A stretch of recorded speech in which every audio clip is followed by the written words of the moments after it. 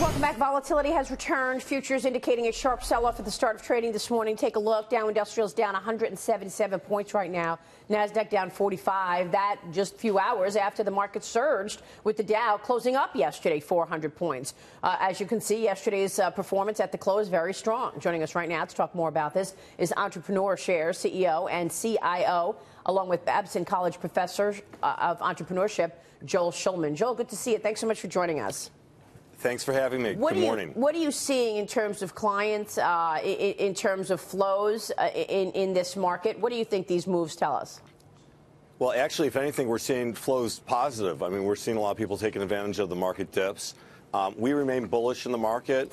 If we think about the interest rate hikes that we've had, or the interest rate hike we just recently had, you go back over the last 25 years, 1994 we had 6 rate hikes, 2000 period, 99, 2000 we had 6, but there's a two-year period between 2004, June 2004, and June 2006, where we had 17 rate hikes and the market's appreciated quite a bit.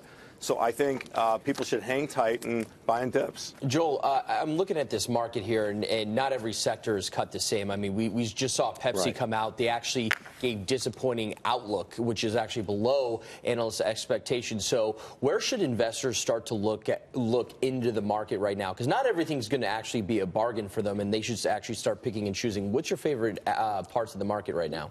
Well, I still like IT, healthcare, and consumer discretionary. That's where we tend to find the entrepreneurs. When you talk about Pepsi-Cola, there's actually a company out of the UK that has specialty mixers, and that actually, you know, they're the counterexample to Pepsi in that same industry where they've gone up, you know, 200-300%, and they were just recently acquired. So they're little niche companies, regardless of sector, little entrepreneurial companies that still perform well. But we tend to like, you know, the 3 key sectors where you find entrepreneurs: tech, healthcare, and consumer discretionary.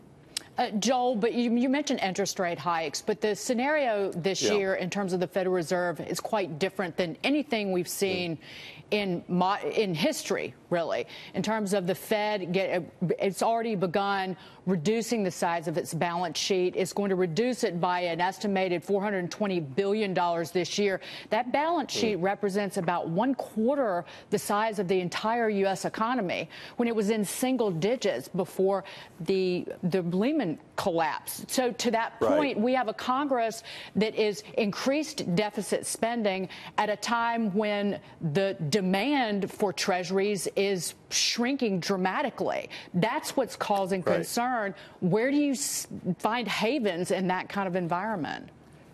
Well, you're right. I mean, it's a little different, although generally speaking, we still have relatively calm markets globally. We're still the safe haven globally when I talk about the U.S. markets. We still have increasing profits for the most part throughout most of our sectors. So we have counterbalancing issues, as well as, you know, you mentioned a few of the things regarding the Fed, but we also have I believe the tax bill is going to be helpful for companies with profits and increasing cash flow, particularly in certain sectors that are heavy in high tech.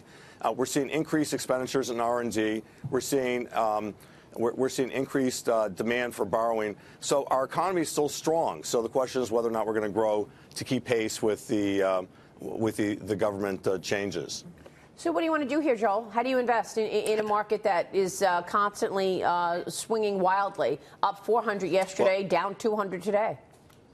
Yeah, I think it's a great question. I think what we're going to do, we're going to find people who are sitting tight, hanging on to the cash. If they have liquidity, you buy in dips. You don't buy, you don't sell, you know, and when it appreciates here and there. You can't try and time the market. But I think there's a great market for stock pickers. I think it's a great market for people to buy on significant dips. And I think it's a decent market if the volatility is bothering you to just buy and hold and look away. I think when we look back from today to a year from today to 2 years from today, we'll see the markets higher. All right. Joel, we'll be watching. Thanks so much. Thanks. Joel Shulman joining us there.